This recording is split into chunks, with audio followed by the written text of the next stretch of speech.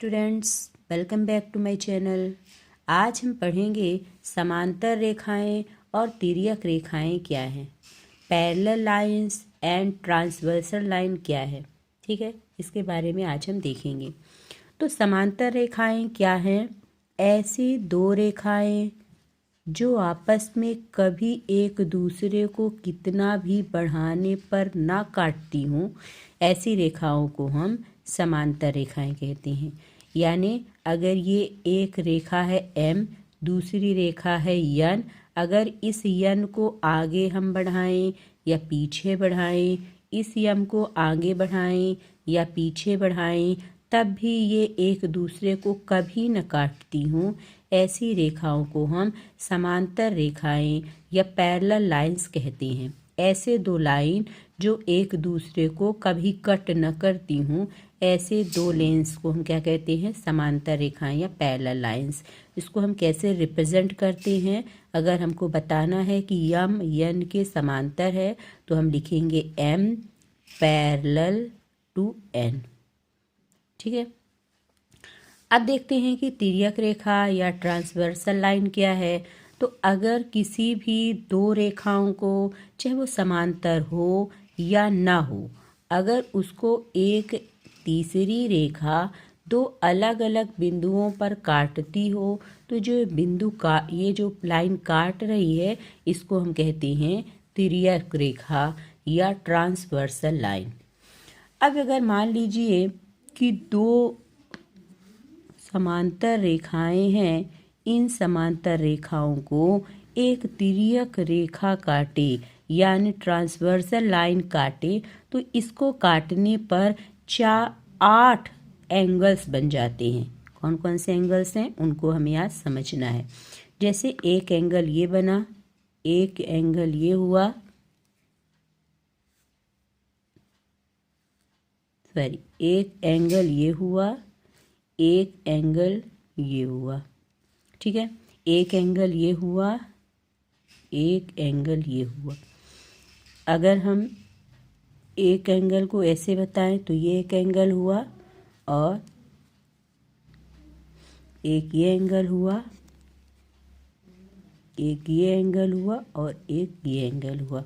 इस प्रकार से मिला के 8 एंगल बने। अगर इसको हम नाम दे देते हैं तो एंगल 1 हो जाएगा, एंगल 2 हो जाएगा, एंगल 3 हो जाएगा, एंगल 4 हो जाएगा, एंगल 5 हो जाएगा, एंगल 6 हो जाएगा, एंगल 7 हो जाएगा, एंगल 8 हो जाएगा। हम नाम किसी भी तरह से दे सकते हैं, 1 2 3 4 5 6 7 8 भी दे सकते थे। किसी भी तरह से हम इसको नंबरिंग कर सकते हैं। अब यहाँ पर देखना है कि कितनी सारी बाहरी एंगल्स बने हैं, बाहरी कोण बने हुए हैं, उसको हम एक्सटीरियर एंगल कहते हैं। यहाँ पर हम देख रहे हैं कि 4 एंगल हमारे बाह्य कोण बने हुए हैं, 1 4 6 7। इनको हम क्या नाम देते हैं? बाह्य कोण। बाह्य कोण को हम क्या कहते हैं? Exterior angles. Exterior angles. Exterior angles कौन कौन से होंगे? Angle 1, angle 4, angle 6, angle 7। ये एक्सटीरियर एंगल्स हो जाएंगे। ठीक है, हम देख रहे हैं कि यहाँ बाहर बाहर एंगल बन रहे हैं, एंगल 1, एंगल 4, एंगल 6, एंगल 7। इसको बाह्य कोण या एक्सटीरियर एंगल्स कहा गया। इसी प्रकार से 4 कोण ऐसे हैं जो अंदर आ रहे हैं, 2 3 5 8। इसको हम क्या कहते हैं? अंतःकोण कहते हैं या इंटीरियर एंगल।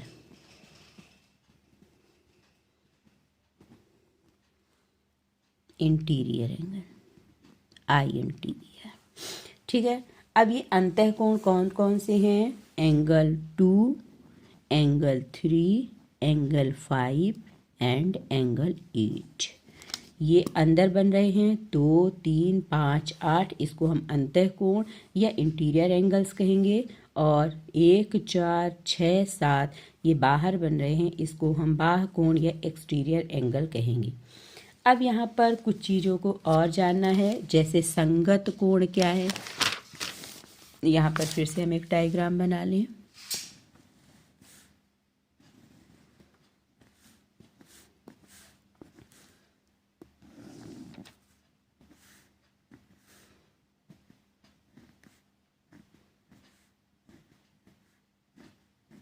नंबरिंग हम वही दे रहे हैं, जैसे 1 2 3 4 5 6 7 1 2 3 4 5 6 7 8।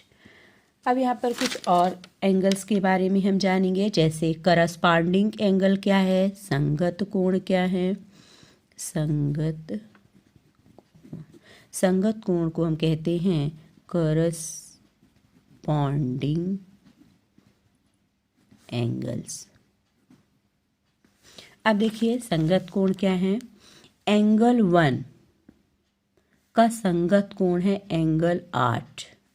देखिएगा लाइन है, इस लाइन के और ये हमारी ट्रांसवर्सल लाइन है, तिर्यक रेखा है। इस तिर्यक रेखा के ये जो एंगल 1 है और ये एंगल 8 है, ये एक दूसरे के कैसे कोण हैं, संगत कोण है। तो हम लिखेंगे संगत कोण के जोड़े होते हैं एंगल 1 एंड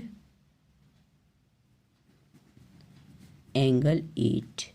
इसी प्रकार से एंगल 4 और एंगल 5 एक दूसरे के संगत हैं, एंगल 4 एंड एंगल 5। एंगल 2 और एंगल 7, एंगल 2 एंड एंगल 7 भी एक दूसरे के करस्पॉन्डिंग है, एंगल 2 एंगल 7, यानी लाइन के नीचे ये और इस लाइन के नीचे ये, ठीक है, एक ही साइड की। लाइन के ऊपर ये, लाइन के ऊपर ये, लाइन के ऊपर ये, लाइन के ऊपर ये, इस लाइन के नीचे line angle 3 and angle 6, angle 3 and angle 6। ये सभी चार क्या हो गए, संगत कोण, करस्पॉन्डिंग एंगल्स के जोड़े हो गए, ठीक है। फिर हम और देखते हैं एकांतर कोण क्या है। एकांतर कोण, एकांतर कोण को हम कहते हैं अल्टरनेट इंटीरियर एंगल्स। ये दो प्रकार के होते हैं, एक इंटीरियर होता है और एक एक्सटीरियर होता है। यहाँ पर एकांतर कोण में हम देख रहे हैं अंतःकोण, एकांतर अंतःकोण, एकांतर अंतःकोण, इसको हम कहेंगे अल्टरनेट इंटीरियर एंगल्स, ठीक है। अब देखिए अल्टरनेटिंग की इंटीरियर एंगल्स में क्या होगा, एंगल 2 और एंगल 8 एक दूसरे के क्या हैं, सॉरी, एंगल 2 एंड एंगल 5 एकांतर इस प्रकार से होंगे, जैसे मान लीजिए ये लाइन है, इस लाइन में एक अगर ये वाला एंगल हम ले रहे हैं तो ये वाला एंगल लेंगे, ऐसे है लाइन, तो एक ये है और एक ये है, ये एक दूसरे के क्या है, एकांतर हैं। एकांतर का मतलब एक के अंतर पे ये एंगल है, अब इसको छोड़ के ये वाला, ठीक है, तो एकांतर कोण है, लेकिन ये दोनों अंदर हैं, इस कारण से इसको कहते हैं एकांतर अंतःकोण, ठीक है। तो ये हो जाएगा हमारा एंगल 2 एंगल 5, एंगल 2 एंगल 5 पहला हो गया, दूसरा हो गया एंगल 3 एंगल 8, एंगल 3 एंगल 8, ठीक है, एंगल 3 एंगल 8, ये इसके दो जोड़े हुए। उसी प्रकार से एक होता है एकांतर बाह्य कोण, यानी alternate exterior angle, alternate exterior angle, ये क्या हो जाएगा, जैसे मान लीजिए एंगल 1 है और एंगल 6 है, बाहर वाला है ना, एंगल 1 एंड एंगल 6। दूसरा इसका पेयर है एंगल 4 एंगल 7, ठीक है।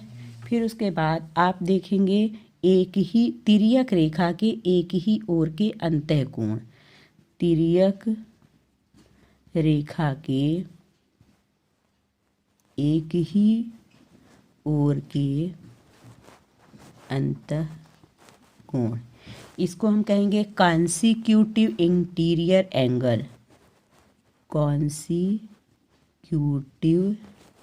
Interior angle.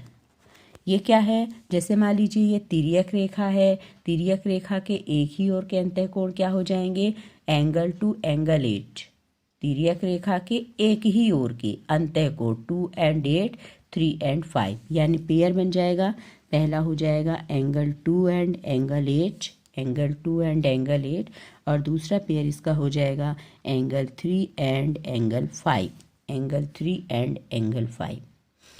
तो इस वीडियो में हमने देखा कि समांतर रेखाएं क्या हैं, पैरेलल लाइंस क्या हैं, ट्रांसवर्सल लाइन तिर्यक रेखा क्या है, और अगर किसी समांतर रेखा को एक तिर्यक रेखा काटती है तो कितने एंगल्स बनेंगे, उन एंगल्स के नाम क्या क्या हैं।